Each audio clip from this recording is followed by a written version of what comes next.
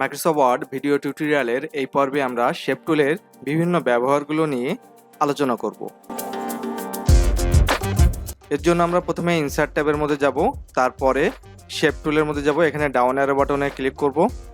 Click করার পরে এখানে বিভিন্ন ধরনের শেপগুলো আছে। আমি এখান থেকে রেক্ট্যাঙ্গেল যেটা আছে এটাতে প্রথমে ক্লিক করলাম। করার পরে ফ্রি হ্যান্ডে আমি এখানে একটা শেপ ড্র করলাম। শেপটি ড্র করার সাথে সাথেই এখানে আরেকটি অপশান চলে আসবে বা ট্যাব চলে আসবে, শেপ ফরম্যাট।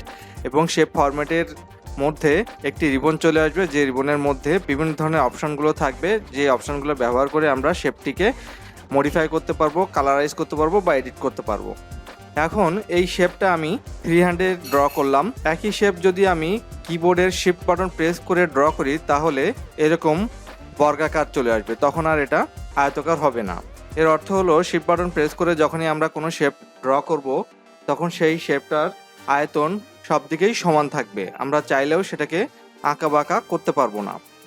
এখন আমরা এই শেপ টুলটার মধ্যে কালারগুলো চেঞ্জ করব এবং এটাকে একটা নতুন রূপ দান করব। এর জন্য আমরা প্রথমে শেপ ফরম্যাট এই অপশনের মধ্যে যাওয়ার পরে শেপ ফিল কালার, এর ফিল কালারটা আমি চেঞ্জ করে দিব। এরপরে এর আউটলাইনটা চেঞ্জ করে দিব। এখন আমি আরেকটি শেপ ড্র করব একই সাথে। শিফট বাটনটা প্রেস করে আমি একটা ওভাল ড্র করে নিলাম। ড্র করার পরে আমি ওভাল এই যে বৃত্তটি আছে এই বৃত্তটির শেপ কালার আমি চেঞ্জ করে দিলাম লাল এবং আউটলাইন করে দিলাম নো। তাহলে এটা আমাদের একটি পতাকা হয়ে গেল। এখন আপনারা যদি এরকম একটি শেপ তৈরি করেন, শেপ তৈরি করার পরে সেই শেপটিকে আপনাদের মুভ করার প্রয়োজন হতে পারে, কিন্তু আপনারা যদি একটি শেপ ধরে মুভ করানো শুরু করেন তাহলে দেখা যাবে অন্য শেপটি আগের স্থানেই থেকে যাবে এবং যে শেপটি ধরে মুভ করা শুরু করবেন সেই শেপটি অন্যখানে চলে যাবে। এর জন্য আমরা এই শেপগুলোকে গ্রুপ করতে হবে। গ্রুপ করার জন্য আমরা প্রথমে একটি শেপকে সিলেক্ট করলাম, তারপরে শিফট বাটনটা প্রেস করে পরের শেপটিকেও সিলেক্ট করলাম। এখন আমি প্রথম শেপের মধ্যে এখানে রাইট বাটন ক্লিক করলাম। রাইট বাটন ক্লিক করার পরে গ্রুপ এই অপশন থেকে গ্রুপ করে দিলাম। এখন আমি যদি এই শেপটাকে নিয়ে কোথাও মুভ করাতে চাই তাহলে আমাদের পুরো শেপটাই একই সাথে মুভ করবে। এটা এখন আর একটা থেকে আরেকটা দূরে সরে যাবে না। এখন আমরা আরেকটি শেপ ড্র করি। আমরা আবার একটা ফ্রি হ্যান্ডে শেপ নিয়ে নিলাম, এটার কালার দিয়ে দিলাম এরকম, ফিল কালারটা আউটলাইন কালারটা দিয়ে দিলাম এরকম। এখন আমরা এই শেপটাকে একটি অন্যরকম রূপ দান করব বা এটাকে একটু এডিট করব। এর জন্য আমরা এডিট শেপ এই অপশনটা ব্যবহার করব। আমরা এটা সিলেক্ট করে থাকা অবস্থায় আমরা এখানে গিয়ে এডিট পয়েন্টস এটা চেঞ্জ করব।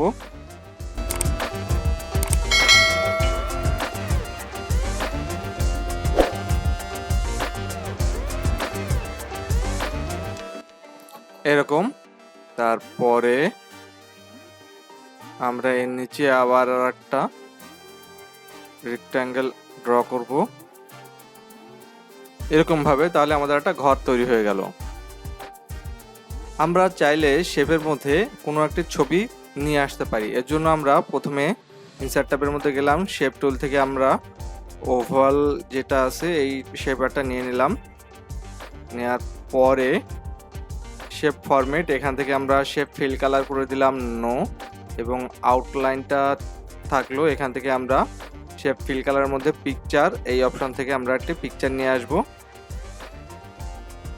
এখান থেকে আমরা ইনসার্ট করে দিলাম, এই একটা পিকচার চলে আসলো।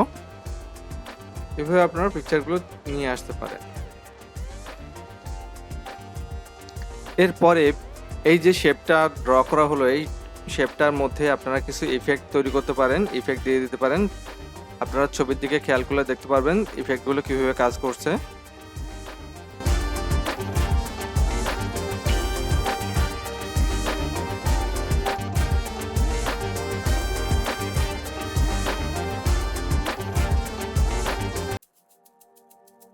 এটা হলো আউটার, মানে আউটসাইডে এটার হচ্ছে শেডটা পড়বে, এবং এটা হলো ইনার। এই অপশন অ্যাপ্লাই করলে ভিতর সাইডে শ্যাডো পড়বে। এছাড়াও বিভিন্ন ধরনের অপশনগুলো আছে, এখানে আমরা এগুলো ব্যবহার করতে পারি। এখানে আরও বেশ কিছু অপশন আছে, যেমন পজিশন আছে। পজিশন দিয়ে আমরা এটাকে সহজেই মুভ করাতে পারি। পজিশন এই অপশনটা ব্যবহার করে আমরা শেপটাকে বিভিন্ন স্থানে মুভ করাতে পারি। ঠিক এভাবে র্যাপ টেক্সট এই অপশনটা ব্যবহার করেও আমরা শেপটাকে বিভিন্ন ধরনের অপশনের মধ্যে ব্যবহার করতে পারি, যেমন ঠিক এরকমভাবে আমরা এটাকে ব্যবহার করতে পারি। ছবির ক্ষেত্রে আগে কিন্তু ছিল এরকম, আমরা র্যাপ টেক্সট যে অপশনটা এটা ব্যবহার করার পরে লেখাগুলো কিন্তু সরে সরে যাচ্ছে এবং টেক্সটটা ওইভাবে বসে যাচ্ছে। হাইট এবং ওয়াইড একটা অপশন আছে এখানে। হাইট এবং ওয়াইড এটা কম বা বেশি করে দিলে আমাদের শেপের সাইজটি ছোট বা বড় হয়ে যাবে।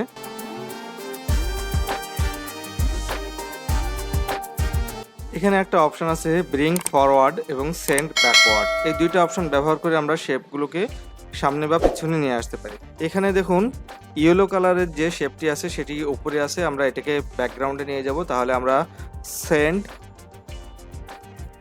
ব্যাকওয়ার্ড, তাহলে আমাদের এটা আগে ছিল এরকম, এই যে এটার উপরে আছে, এখন এটাকে আমরা সেন্ড ব্যাকওয়ার্ড এই অপশনটা ব্যবহার করে দিলাম, তাহলে এটা পিছনে চলে গেল। একইভাবে আমরা যদি এই শেপটাকে আবার সামনে নিয়ে আসতে চাই তাহলে ব্রিং টু ফরওয়ার্ড এই অপশনটা ব্যবহার করব, তাহলে এটা সামনে চলে আসবে। এইভাবে আমরা কোনো একটি শেপকে সামনে বা পিছনে নিয়ে আসতে পারি। শেপ টুল নিয়ে প্রাথমিক আলোচনা আজ আমাদের এখানেই শেষ হলো। আশা করি আপনাদের ভিডিওটি ভালো লাগবে। ভিডিওটি ভালো লাগলে লাইক, শেয়ার, কমেন্টস ও সাবস্ক্রাইব করতে ভুলবেন না। ভিডিওটি শেষ পর্যন্ত দেখার জন্য সবাইকে ধন্যবাদ।